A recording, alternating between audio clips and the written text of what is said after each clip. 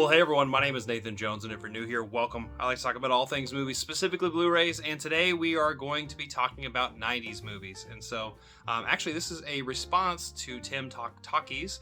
He gave a community challenge to where we talk about our favorite 90s films. And so I decided to join in with this as well, along with a lot of other my friends, and I'm super excited about this. So we're gonna count down my top 25 90s movies, and going down from 25 to number one. And hopefully this will add to his ongoing list where he's going to compile all these things together and make a really cool, spectacular video with it. So I'm excited to do this and also just jump back into more community stuff because honestly, this is just a lot of fun. So anyway, if you're not familiar with this challenge, go down in the description down below and follow it along. You can put your favorite 25 films of the 90s down in the comment section, honestly, or you can make a response yourself if you are a content creator. So I really love this challenge, and so let's just jump right into it. This is my current form of my favorite 90s films. It could change at any time. Only a few of them are a little bit more stable.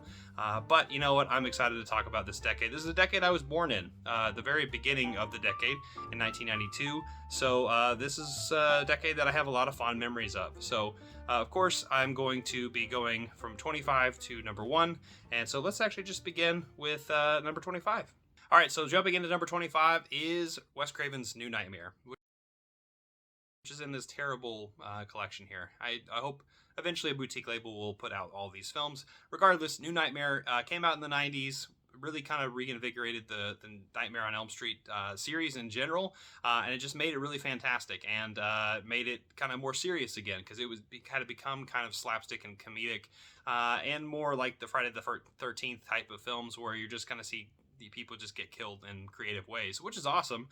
Don't get me wrong, but New Nightmare really gave the fear back to it. So my number 25 is New Nightmare. It's a really fantastic time. All right, number 24 for me is a film by the Coen brothers. Not the only one you will see on this list, but this is definitely one of the more chill ones, and I'm talking about The Big Lebowski, of course. The Big Lebowski is a phenomenal film and one that I honestly need to rewatch. Jeff Bridges is just phenomenal in this film, and it's just so much fun just seeing this guy get in these situations that he had no idea he was going to jump into. And him and his bowling league are a lot of fun too. John Turturro, John Goodman, and the like. So if you haven't seen The Big Lebowski, what are you doing? This is like a quintessential 90s movie. All right, now we're to number 23, which is actually my favorite number, and no coincidence here, I'm going to talk about a basketball film. We're talking about Hoop Dreams, which is the only documentary on this entire list, but oh my god, I love this film. I love basketball. If any of you are familiar with my past in the last few years, I'm a diehard Pacers fan, but I am a huge fan of Chicago sports in general, and seeing this documentary is just absolutely fantastic. Steve James does a really phenomenal job here, just following two teens as they try to rise up to be a Jordan-esque player, or just somebody who aspires to be in the NBA, or somebody who aspires to be just a really wonderful and amazing basketball player. So Hoop Dreams, if you haven't seen it, this is one of the best documentaries out there, and that's another one right there. But that's in the 2010s. So anyway, or the 2020s. Jeez, I don't know. All right, so moving on from there, we are at number 22, and we're going to be talking about the movie Seven. Right here with Brad Pitt and Morgan Freeman. David Fincher directs the shit out of this movie. I absolutely love this film. Gwyneth Paltrow is also in this movie. It's a really fantastic detective, dark, neo-noir type of film where you see the aesthetic of David Fincher, of course, and the great acting of all those people I just mentioned in this really crazy spiral of the seven deadly sins as killers, or I guess the deaths are stationed like the seven deadly sins. So anyway, lots of twists and turns. Another classic of the 90s that everyone's got to see this movie. It's phenomenal. All right, so now we're gonna jump on to number 21 to a film, not films, there's in here, that is Batman Returns. Not these two, that's in the 80s, but Batman Returns, wow. Danny DeVito, Michelle Pfeiffer, need I say more? These are two of the best villains to be portrayed in the Batman universe in general. And Michael Keaton, of course, returns as Batman. It's it's a holiday, it's a Christmas movie, I think, and it is just a really fun time. I think out of all of the Batmans of the, I guess, late 80s to the 90s, that is the most superior one. I think Batman Returns is an absolute treat for me, and is slapstick, serious, gross, and sexy all at the same time. So if you've not seen Batman Returns, what are you doing? All right, speaking of gross and sexy, number 20 is David Cronenberg's Crash.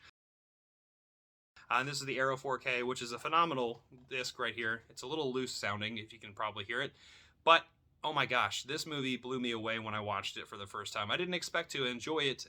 It really is about a bunch of people who are, having sex before, and they're going really, really fast and getting crashes, kind of as an orgasm. And this movie is nuts, but it's also just, I don't know, it's weirdly perfect for me. And I watched it at a very particular time where I think this, just clicked with me. And I really enjoy it for that reason. It's definitely one of the weirdest movies on this list, but it certainly does belong here and is certainly one of the best movies of the 90s, in my opinion. So, Crash, definitely check out this movie, and you've been warned.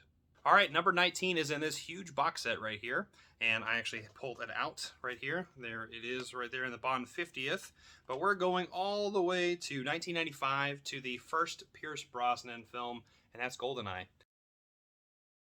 GoldenEye is probably my favorite video game of all time, but this movie is the reason it all started too. I had heard the video game back in the 90s and decided to check this movie out, and it kind of just drew me into Bond and my love of Bond in general. And I watched a lot of the VHSs of the Sean Connery, Roger Moore films, Timothy Dalton, and even George Lazenby, of course, before that. And I really enjoyed all of the films that I had watched, even if they are silly. But GoldenEye really kind of blends, that 90s style with Pierce Brosnan, and made it such a really, really amazing time, because you see all of these different characters that are just unforgettable, where you have Xena, and you have General Ormoff, and then you have Trevelyan, which is, Sean Bean, and he's my homie. So if you haven't seen GoldenEye, it's such a great film, and it's definitely one of the better Bond films out there, and I highly recommend it. And it's got so much great action in it. So check out GoldenEye if you've not seen it. And I would do some kind of one of those things where I'd walk up to the screen and then I just... All right, so now we are to number 18, to another fun film, another action film, but this one is a sci-fi film, and I'm talking about Starship Troopers. This is an absolute blast and is probably one of the more fun films on this list, and it scared the shit out of me as a kid, and I still kind of am a little grossed out by insects, and I'm sure a lot of people are as well, and giant bugs are taking over and just slicing people left and right. And it's about these troopers, of course, who are pretty much cadets sent off on a suicide mission to more or less try to contain and try to capture the queen. That eventually what it gets to. But there's a lot of really insane things in here, and Paul Verhoeven is the director. And if you've not seen the Paul Verhoeven film, I highly recommend you check out more of his work. He is a nuts director and a really great director. So Starship Troopers, definitely one of the best films of the 90s, and definitely recommend people check out, and it certainly should be on this list. All right, so now we are talking about our Tarantino film at number 17, and we're talking about his first film, and I'm talking about Reservoir Dogs. There's a little glare there. I'm going to take off the slipcover, the lenticular case. But there is the steelbook for Reservoir Dogs. I need to get the 4K of this, but this is the one that started it all off for me. I really love Jackie Brown and Pulp Fiction in the 90s as well. And honestly, those could have been there here. But for some reason, Reservoir Dogs, it's one of those ones that just stick with me, especially the ear scene. But this is one of the more brutal films from Tarantino, which is weird to say because Tarantino has always been brutal in that sense. But I just love the concept of this warehouse, these guys who really don't know each other, and there's just betrayal and honestly shenanigans that happen. And there's a lot of amazing acting in this particular film. And if you've not seen Reservoir Dogs or any of those other films I mentioned from Tarantino, you are missing out. So number 17 is Reservoir Dogs, and highly recommend people check out this. It's a classic. Tarantino definitely belongs in the top 25. I'm sure a lot of people are going to talk about Tarantino. So Reservoir Dogs is my choice. All right, at number 16 is a film that I adored as a child and also was a little terrified, and I'm talking about Tremors. Here, this is the Arrow 4K, and Tremors scared the shit out of me. Kevin Bacon is awesome in this film, and honestly, so is the entire cast in general. And I really fell in love with all these characters, and try to get these graboids, staying in the ground and then dead, right? Because they killed off some of the characters that I really really love. So if you've not seen this movie, it's like Jaws on land, is like what a lot of people say, but it really does have that like almost late '80s, early '90s aesthetic to it, and it really plays off that very very well. And I think it is a quintessential film of the '90s, and this has never looked better before, by the way. This era 4K is highly recommended. If you don't have this film at all, pick this one up. It is. I was gonna say it's an ass blaster, but that's a little bit of a joke for Tremors 3. So I want Arrow to put out more Tremors movies, is what I'm saying. So anyway, check out Tremors. That's my number 16.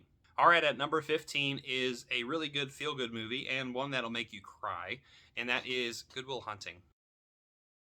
This has Matt Damon, Robin Williams, Ben Affleck's also in it, and Ben Affleck and Matt Damon actually did a lot of the behind-the-scenes stuff with this movie to get it made.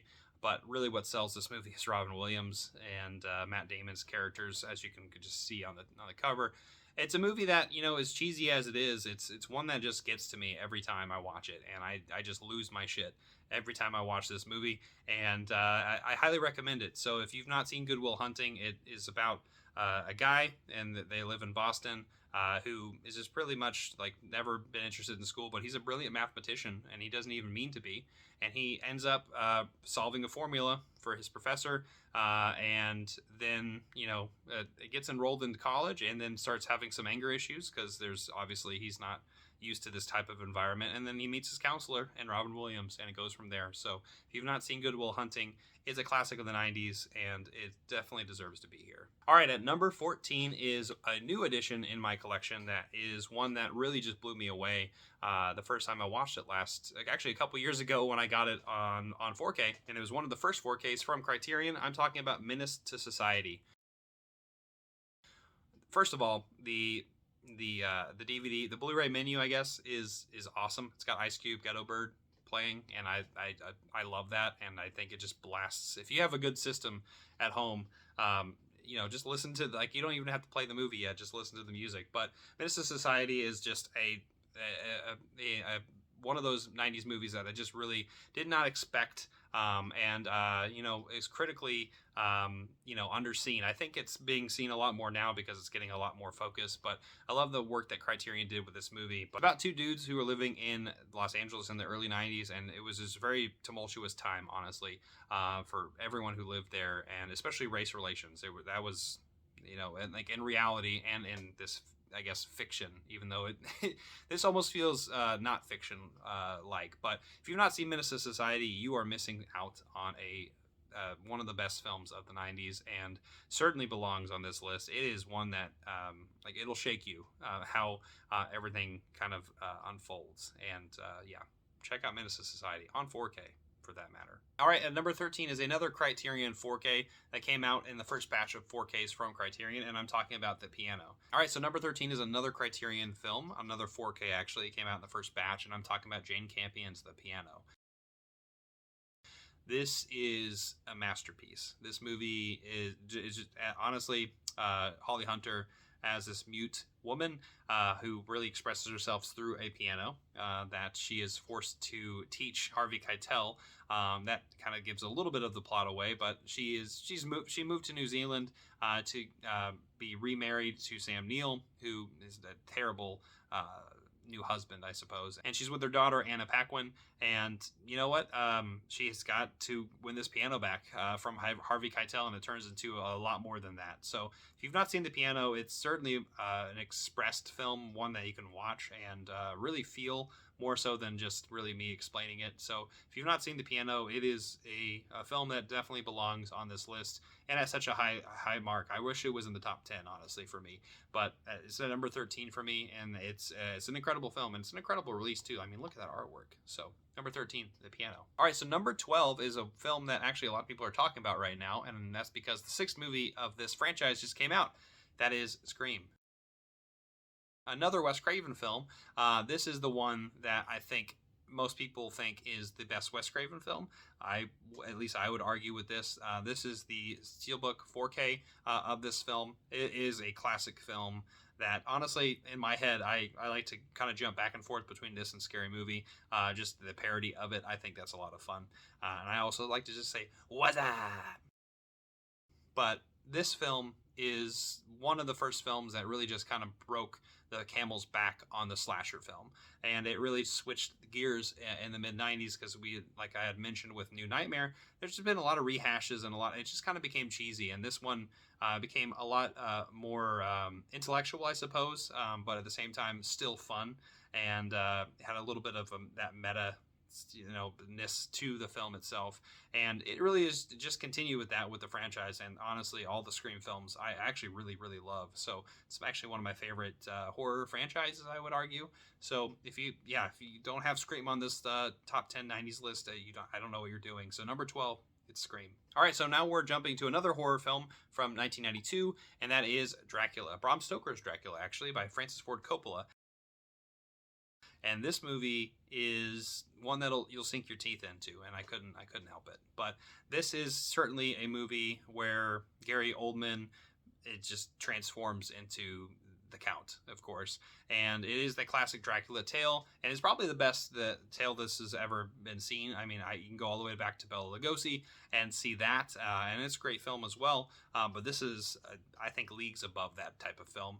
Bela Lugosi, sorry, but that's just how I feel about this one, and I'm blown away by the romantic side of this too. There's the bestial and the romance side of this, and it really kind of plays on both worlds, and it's a really great gothic tale. And it's one of the best horror films of the 90s, period, alongside Scream, and another film that I'll mention here in just a second. But yeah, certainly belongs in this list at number 11. All right, so number 10 is another horror film, well, horror thriller of sorts, and is one that will make you go, and that is Silence of the Lambs. And this is a Jonathan Demme film. Jodie Foster, wow. She plays a detective who is after a really crazy serial killer that is really evading everybody. So she enlists Hannibal Lecter, who is another serial killer, to help out and try to find this case and try to solve it, and why, and get into the mind of a serial killer. And of course, we know Anthony Hopkins plays this Hannibal Lecter, and it's just wonderful to see how sadistic and how calculating he is, and he knows every step of the killer and of Jodie Foster and the system that he was placed in, because he was in jail the whole time. So it's one of those thrillers that still to this day I will watch, try as frequently as I can, and it is certainly one of the best films of the 90s. And I've said that a lot, but that's why this list is here. All right, so number 9 is one of my art house films choices, and that is by Krzysztof Kieślowski, and that is Blue. All right, so number 9 is one of my art house choices, and that is from Criterion, and it is a part of a trilogy right here. But can you guess which one it is? I'm talking about Blue, the first film in the box set, and this is from 1993. It's about a woman who really is just getting over her late husband, and this is a really nice. Nice isn't the right word. She's really dealing with grief and that process, and how it comes to her, and how she just wants to become herself. And without really exploring too much of the themes of this film and the trilogy as a whole, it's certainly one that I think a lot more people should check out. If you've not seen Blue or Red or White, I did that in the wrong order. It's Blue, White, and Red is how it goes. You're in for a treat, and you're also in for a really fantastic look into Kieślowski's artistic expression, and to see these tales that he tells. It really is phenomenal, and certainly was groundbreaking in my film journey as a whole. So if you've not seen Blue, this is the one to check out first, of course. All right, so number 8 has another horror film on the list, and this one is The Blair Witch Project. This one came out at the right perfect time. This came out right before the internet really took storm, I suppose, and people actually thought this actually occurred. This is almost set up like a documentary. It's if you've not seen The Blair Witch Project, or you weren't really around this time when it came out, it has such a really deep impact on when this really was made, and that is alone one of the reasons why this is like so high on my list. It is just a film that there's anxiety and dread built into the camera work and the acting, and it just seems so, I don't know, low budget and natural at the same time, and unnatural, that it belongs on this list, and that's why it's so high up on my list. So if you've not seen the Blair Witch Project, check it out. And I hope you have a good time with it. All right, so number 7 is a Disney film, and it is my favorite Disney movie of the 90s, and I'm talking about Tarzan. And the reason I mentioned that is Phil Collins, and he didn't have to go hard for this movie, but he did. And it's just a film that really evoked a lot of emotion as a kid for me. I have a lot of memories actually watching this in theaters with my cousins, and it holds a special place in my heart. And I really do love the songs in this. I love the animation. I think it's a cool story. And yeah, it certainly belongs on this list. There's a lot of other Disney movies that should be in this list, and I'm sure a lot of other people mentioned it, but Tarzan is my choice for this one at number 7. All right, at number 6 is the Coen Brothers film I was mentioning earlier, another one, and I'm talking about Fargo. And this one, oh, wow, I love the steelbook, first of all. I know it's glary, but I just adore this film. The last time I had watched this movie was in theaters, actually, a couple years ago, so it's probably due for a rewatch for me, but I just really love Frances McDormand as kind of just this befuddled cop for these strange happenings where these crimes keep happening, and she just happens to be around for them. And I love the cast and crew in this movie, and all the interactions that you have. It's so awkward, so perfect, so comedic. It's a dark comedy, and I love the show that it inspired later on. So even though it's not really related per se, but yeah, if you've not seen Fargo, it's definitely a classic of the 90s. All right, at number 5 is one of my favorite comedies of all time, and that's Billy Madison. This movie, I quote it all the time. This is one I'm unapologetic about. I think Adam Sandler is incredible, and I will stand by him, at least in the 90s and more recently. Maybe not so much. Some of that middle stuff, ooh, it's a little bit rough, but this is him at the top of his game, and the amount of stupid shit coming out of his mouth in this movie, it's worth. I watch it almost every year, maybe multiple times every year. That's how much I love this movie. And Billy Madison, you should everyone go back to school and see what you can do with this one. All right, at number 4 is my favorite Studio Ghibli film of all time, and I'm talking about Princess Mononoke. And a lot of people have different, ones they chose. Obviously, Spirited Away came out in the early 2000s, but for Princess Mononoke, this is one that this was my first Studio Ghibli film in general to watch when I watched it with my next door neighbor, and I just fell in love with this movie. It's actually a little bit more dark than a lot of the other Studio Ghibli films. It's definitely meant for more of the young adult audience. But I love the animation in this. I love the story, and I really just love the message behind it. And it definitely, we've seen this message before in things like Ferngully, Avatar, etc. The different timetables, Dances with Wolves, that kind of stuff. But in a very creative way, and Miyazaki has his own stamp on this. And I know I just mentioned all those other films. This is miles above all those other ones, and also has its own particular unique stamp on the 90s, and Princess Mononoke is one that people deserve to see. All right, so now we're to the top 3. Number 3 is by Abbas Kiarostami, and that is Close Up. This is a phenomenal film that just broke me when I watched it, and I've talked about it numerous times, but this is a film about a man recreating, honestly, the damage that he had done, and reciprocating it with the family who he hurt, and seeing that process and this weird kind of fiction blending in with nonfiction is an incredible cathartic experience, and is certainly one that people need to check out. It's hard to explain, and it's hard to describe how everything works in this film, but when you watch it and you see the empathy come through, you can really tell why it's such an important film. And this is why Close Up is my number 3 in the 1990s. So now we're down to the top 2. What could it be? All right, we're going to go with the classic one. At number 2, we have Jurassic Park. Jurassic Park is one of the reasons I fell in love with movies in the first place. It is I loved and adored dinosaurs growing up as a kid, and I have a lot of I'm sure a lot of you also were a little obsessed with dinosaurs.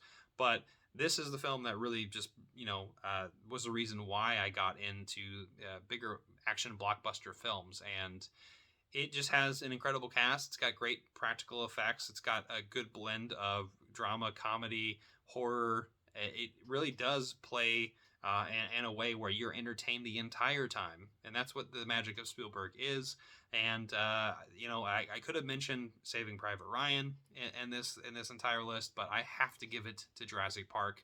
This is just a film that blows me away every time I watch it. And honestly, there didn't really need to be any films out after this. I enjoy the second. I think the third is fun. I don't really like the Jurassic World movies, but that's just me. So anyway, Jurassic Park, it's a classic. It's why it's number 2. So let's get to number 1. All right, so if you know me, this should be no surprise, but my number 1 is from one of my favorite trilogies of all time. And no, it's not The Lord of the Rings, because that's came out in the early 2000s. I'm talking about the Before trilogy, and the first film in the set is Before Sunrise. And this is with Ethan Hawke and Julie Delpy, directed by Richard Linklater. 1995 was a magical year for these two as they met in this film, and would later in 2004 and then once again in 2013 come back 9 years later in actual time period of the film itself, and then also years that we're going through this whole thing. So we're checking in on their relationship, and this is the very beginning of their relationship. It's where they meet in Europe on a train, and they just have a magical night together. I'm just trying to, will they, won't they, and seeing their interactions together. And it is literally one of my favorite romantic films of all time, and it's the reason why it's so high up on my list. I like Before Sunset more, which is the second film in this list. In fact, it's in my top 10 films, and Before Sunrise is really close up there. So but yeah, this is my number 1 90s film. It is the one that I can put on at any time. And this is actually one of the happiest of the films that I just mentioned. It's actually right behind me. I didn't even see that, but there is the trilogy right there. Go pick it up from Criterion and check out all of them. They're perfect films. But that will get my entire list there. That's my top 25 from the 1990s. I appreciate everyone sticking in and checking this out. I hope everyone enjoyed it. Let me know what your favorite top 90s films are. I would love to know in the comment section down below. And thank you for Tim for putting out this particular community challenge. And so anyway, I hope everyone has a fun time with this, and I will see you next time. I'm not jonesing around.